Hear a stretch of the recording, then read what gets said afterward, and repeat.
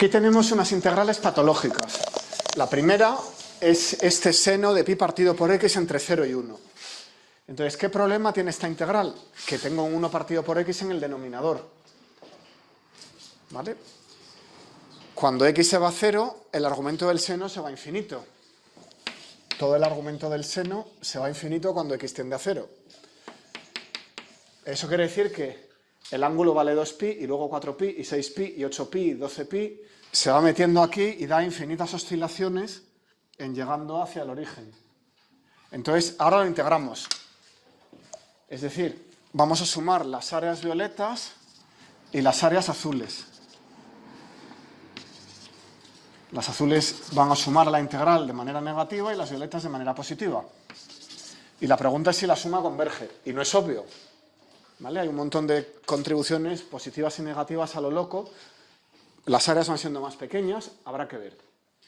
El otro ejemplo canónico es la integral entre 0 y 1 de 1 partido por x. Voy a quitar el seno y todo eso, que enreda mucho, y voy a dejar solo el 1 partido por x del denominador. ¿De acuerdo? Bueno, si no me fijo mucho, escribo la primitiva, que es el neperiano, y digo, claro, la integral, aplico la regla de Barrow, es el neperiano de 1 menos el neperiano de 0. El neperiano de 1 es 0. Y meto el neperiano de 0 en la calculadora y digo, ahí va, esto no existe. Es infinito. Esto no tiene sentido, el neperiano de 0. Entonces me preocupo, ¿qué está pasando? Esa integral no existe, vamos a pensarlo. Si no me funcionan las reglas de integración baratillas, sencillas, pues hay que volver a las sumas, ¿no? Bien, entonces podría tomar aquí unas sumas de Riemann e ir equiespaciándolas, o sea, con los intervalos iguales, y después ir tomando el intervalo a 0. Pero no voy a hacer eso. Lo que voy a hacer es, como puedo elegir cualquier partición, ya lo sabemos, siempre que al final vaya a 0 el ancho del máximo de la partición, voy a espaciar los intervalos como en la paradoja de Aquiles y la tortuga, o como cuando sumamos la serie armónica. Voy a tomar el primer punto en 1, el segundo en un medio, el tercero en un cuarto, el siguiente en un octavo, un 16avo, de manera que los intervalos van siendo cada vez más estrechos. ¿Vale? ¿Qué me sugiere eso? Que 1 partido por x, claro, es como 1 partido por n, se comporta de manera armónica, ¿no? O sea que voy a utilizar el mismo método, voy a tomar intervalos cada vez más pequeños, y sin embargo voy a ver que como la función crece, el área de los rectángulos no me decrece. La base va siendo cada vez más pequeña, pero la altura cada vez mayor. ¿De acuerdo? Así que lo hacemos aquí. A ver, la suma superior que aproximaría esa integral con esa partición sería la suma de las bases por el máximo de la altura en cada intervalo. ¿Por qué? El supremo. ¿Por qué? Porque es la suma superior, por el lado de arriba. Así que aquí lleva el supremo en el intervalo i, o sea, cada i, esa i que sale ahí, es cada uno de estos intervalos. Fijaos, por ejemplo, en este. En ese intervalo i, el supremo sería el valor de la función en este punto. ¿Vale? Bien, entonces, delta x, que es la base, como he dicho que los voy tomando un medio, un cuarto, 1 entre 8, va a ser 1 entre 2 elevado a i menos 1, menos 1 entre 2 elevado a i. Es la diferencia de un medio menos un cuarto o de un cuarto menos un octavo. Por ejemplo, si i es 2, esto es un medio menos un cuarto. Y es la base del rectangulito que está entre un medio y un cuarto, que es rayado. Si aumento la i, me voy moviendo hacia la izquierda. Me acerco al origen. Bien. Y ahora pongo la altura de los rectángulos. Eso es la base, esto es la altura. Y la altura es el supremo de la función 1 entre x, la y, en el intervalo. Que la tengo que tomar en la parte más interna del intervalo, claro, que es donde la función va siendo mayor. Así que es 1 entre 1 partido por 2i. No es el i menos 1, es el i. Bien, pues ya está. Simplifico un poquito y veo que las i se van y queda la suma de igual 1 hasta n de 2 menos 1, que es 1. O sea que es la suma de 1 más 1 más 1 más 1 n veces, que es n. Entonces cuando vaya tomando, me venga para acá y vaya tomando n elementos y n va siendo cada vez mayor, n rectángulos de estos, resulta que eso diverge. O sea que aquí metido hay un área infinita, ¿vale? Y la suma me lo está diciendo. Es lo mismo que decir que ese logaritmo diverge en cero, ¿vale? O sea, la divergencia del logaritmo en cero se ve como que el área debajo de la curva de 1 partido por x diverge cuando me acerco al eje. A pesar de que la base va siendo estrechísima, la función va siendo muy alta y compensa. Y al final suma infinito. Es uno de esos límites indeterminados, 0 por infinito. La base vale 0, pero la altura vale infinito. Entonces el límite en este caso no existe. ¿De acuerdo? Bueno, pues eso me lleva al último tema del curso, que es el de integrales que se llaman impropias. El nombre de integrales impropias viene del siglo XVII.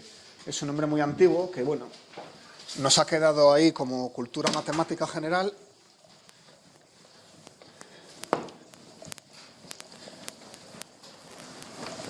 No es como las hubiera llamado yo si tuviera que inventar el nombre ahora.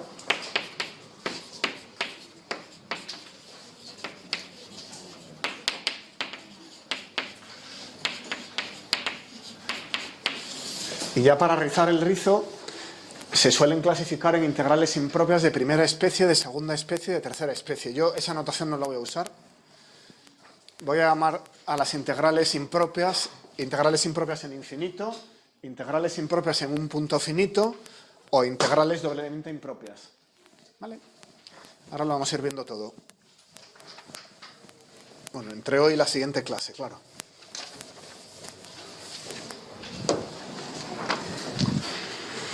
Bueno, pues para motivarlo, vamos a ver la desintegración de un núcleo o la desexcitación de un átomo.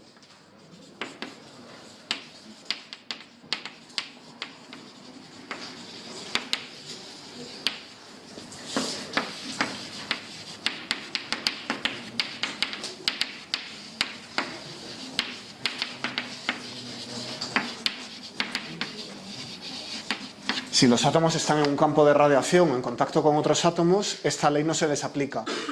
A los núcleos sí se les suele aplicar porque están bastante aisladitos en el centro del átomo. No hay nada a su alrededor con bastante energía como para modificarlos apreciablemente. ¿Vale? Bueno, pues la ley de desintegración nuclear tiene una función de densidad de probabilidad f de t proporcional a elevado a menos t partido por tau. ¿Quién sabe qué es una densidad de probabilidad?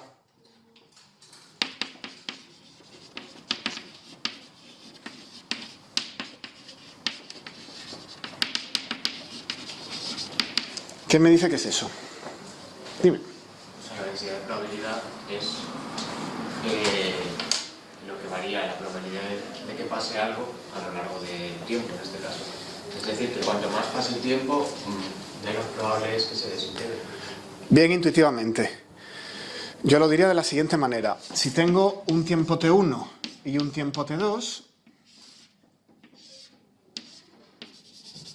la probabilidad de que el núcleo se desintegre entre t1 y t2, en ese intervalo exactamente, es la integral entre t1 y t2 de la densidad de probabilidad.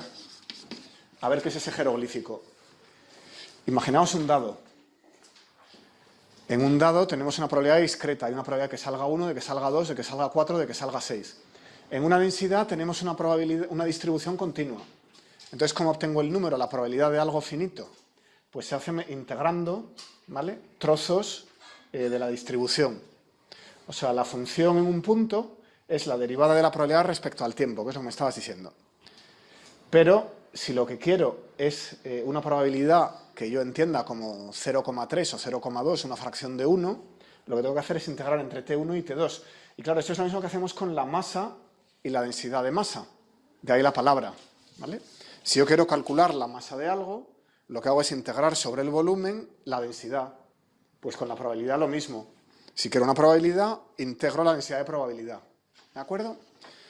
Bien, pues querría normalizar esa densidad de probabilidad, porque sabemos que todas las probabilidades deben sumar 1. ¿Cómo se normaliza una densidad de probabilidad? Querría algo así como la integral entre 0 e infinito de diferencial de t de e elevado a menos t partido por tau igual a 1. Eso quiere decir que el núcleo excitado, el núcleo radiactivo, entre 0 y el fin del universo se va a desintegrar. No sé cuándo, con más probabilidad en este intervalo que en este intervalo que en este intervalo, pero se va a desintegrar. Bien, pues esto de aquí es una integral impropia. Esto no lo hemos definido. ¿Vale?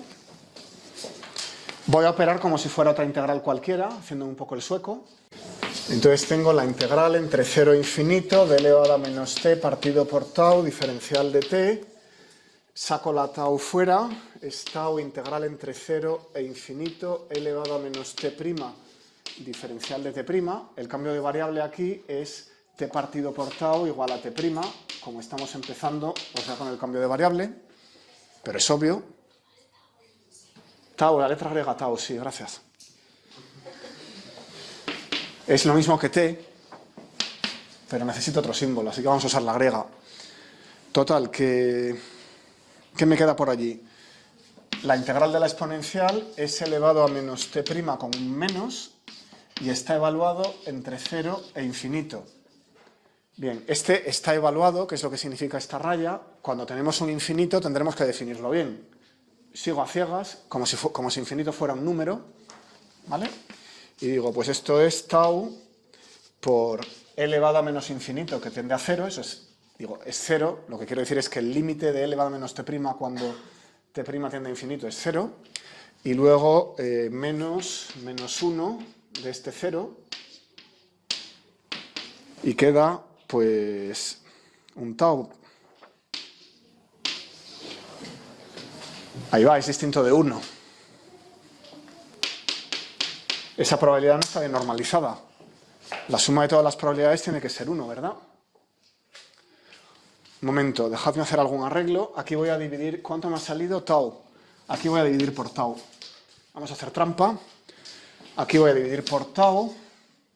Y entonces aquí tengo un 1 partido por tau, un tau que cancela este, y ya lo hemos arreglado. Ya las probabilidades suman 1. A esto se le llama normalizar una distribución de probabilidad. El ejemplo que se me ocurre así de repente es la distribución de probabilidad de encontrar al electrón en un cierto punto del espacio, un cierto volumen del espacio según la ecuación de Schrödinger. Vais a hacer lo mismo, ¿vale? Vais a normalizar distribuciones de probabilidad. Eso requiere llevar las integrales a infinito.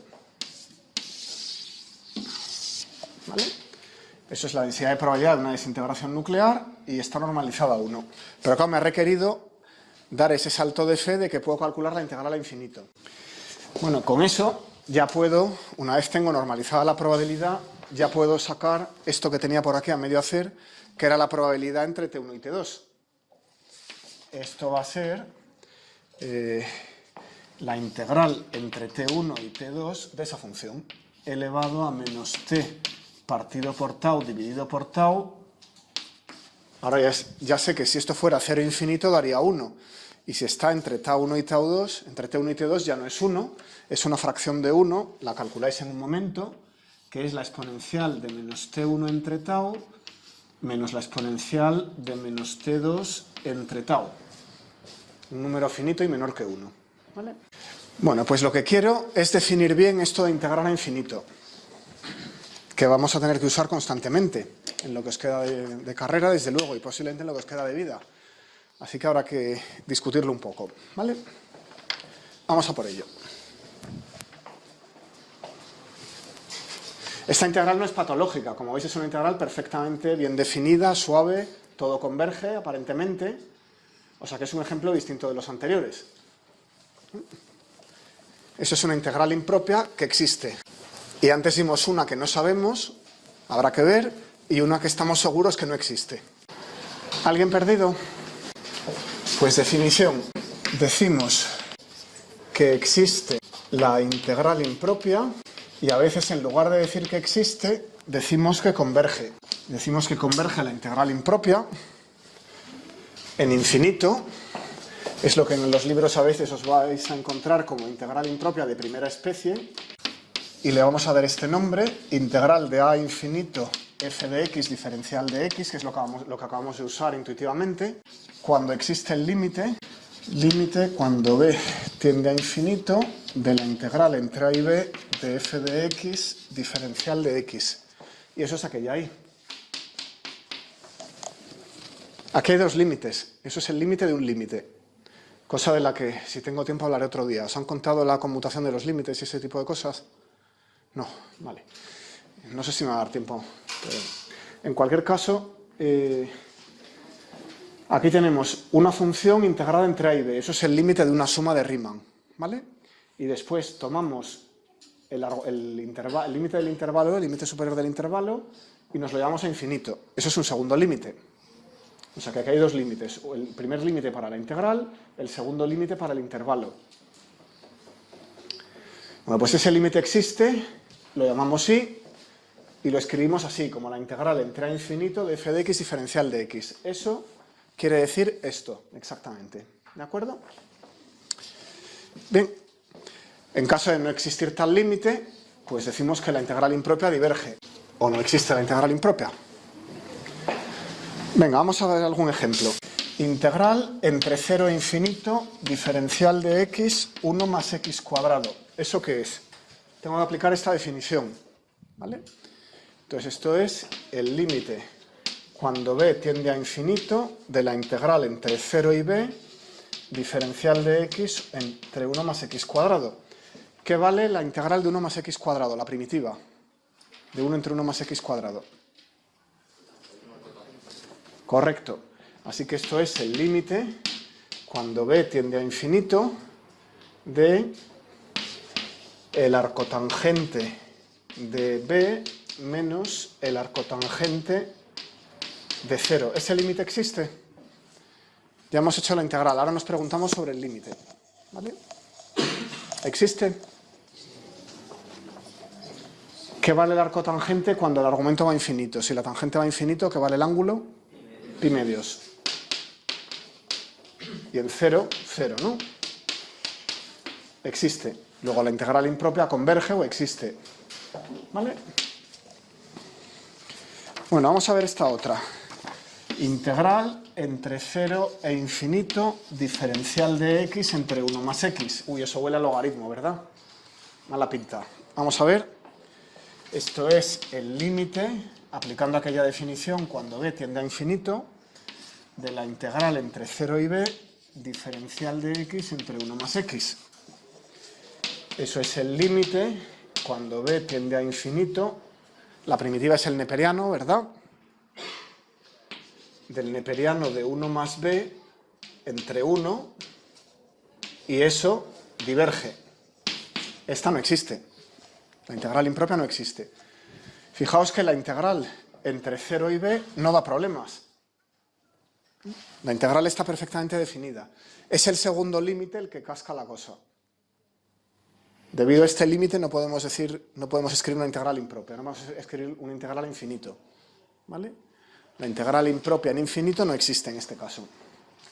¿Se ve? Bueno, ¿qué está pasando? Aquí tenemos dos potencias de x. Esa existe. Aquí tenemos una potencia de x. En violeta, esta no existe. ¿Vale? Si las dibujamos en un eje, este es el eje x, este es el eje y, diagrama cartesiano, pues la 1 partido por x es esta función que hemos puesto antes. La 1 partido por x cuadrado, en 1 son iguales, vamos a decir que esto sea 1, pero la 1 entre x cuadrado a partir de 1 cae mucho más deprisa. Así que la integral de la segunda, lo que está debajo del área azul, parece que converge, sin embargo este área violeta diverge. Es decir, que aquí queda un área infinita que hace que la 1 entre x diverja, mientras que la 1 entre x cuadrado converja. ¿Vale? ¿Qué pasa para otras potencias? Vamos a dar el criterio para otras potencias. La integral a infinito de x elevado a alfa diferencial de x diverge si alfa es mayor o igual que menos 1. Esa es la regla. A ver, ¿qué pasa si alfa es mayor o igual que 0? alfa mayor que 0. ¿Eso diverge? Es obvio, ¿no? ¿Por qué es obvio? Porque es la integral de un polinomio, de un monomio. X elevado a 3 diferencial de x es x a la cuarta. Y x a la cuarta tiende a infinito cuando x tiende a infinito. No tiene sentido, ¿verdad? O sea que si la potencia es positiva, diverge seguro. Bien, entonces vámonos a las negativas. Bueno, si es 0 también diverge. La integral de 1 también diverge, obviamente. Le puedo poner aquí el mayor o igual y sigue divergiendo. ¿Qué pasa con las potencias negativas? Entonces, si alfa es menor que 0, a trabajar. Tomo la integral de x elevado a alfa diferencial de x y pongo aquí alfa distinto de menos 1, que es el caso del logaritmo, que lo trato separadamente. Y esto es 1 entre alfa más 1 por x elevado a alfa más 1, ¿vale? Evaluado entre 0 e infinito, donde tengo que usar la definición de integral impropia. Esto quiere decir tomar aquí b, x igual a b, y después el límite de b a infinito. Claro, si tomo aquí b y tomo el límite de b a infinito, ¿vale? Como alfa es mayor o igual que menos 1, esto diverge. Le sumo 1 a algo que es mayor o igual que menos 1 y se me convierte en positivo. Se convierte en una potencia positiva por esa condición y tiende a infinito, diverge. ¿Vale?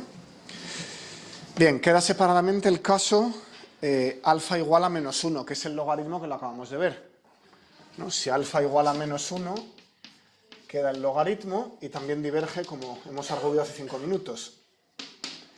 Así que eso queda demostrado, ¿vale? ¿Qué pasa ahora si alfa es más pequeña que menos 1? Cambio de color. ¿Qué pasa ahora si alfa es menor que menos 1? Entonces esta estructura es 1 entre alfa más 1, x elevado a alfa más 1, que ahora es una potencia negativa.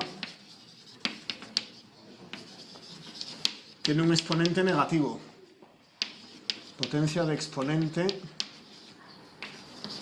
negativo, ¿verdad? Y eso tiende a 0. El límite inferior me dará una contribución, pero el límite superior me da una contribución que se va a 0, con lo cual la integral existe. ¿Vale?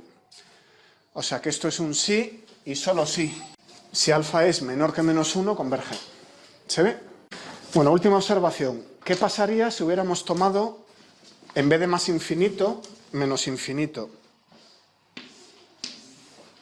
Integral entre menos infinito y a. ¿Qué haríais? Lema del cambio de sentido. Esto sería la integral entre más infinito y menos a de f menos i diferencial de menos i. El cambio... espérate, aquí he corrido demasiado. Esto simplemente es un cambio de variable, x igual a menos i.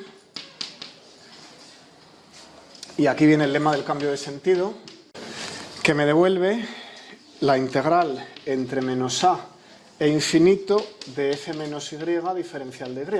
¿Vale? Entonces defino. Esta ya la he definido. Si esta converge, defino la integral en menos infinito mediante esta fórmula. Entonces, si esta converge, puedo trabajar hacia atrás las igualdades y eso me define la integral con el menos infinito abajo. Así que todo lo que digamos de las integrales impropias en infinito, lo decimos igual de las integrales impropias en menos infinito. ¿Vale? Venga, seguimos entonces el lunes. Os he sacado una hoja de problemas. Tenéis problemas de integración para practicar estos días.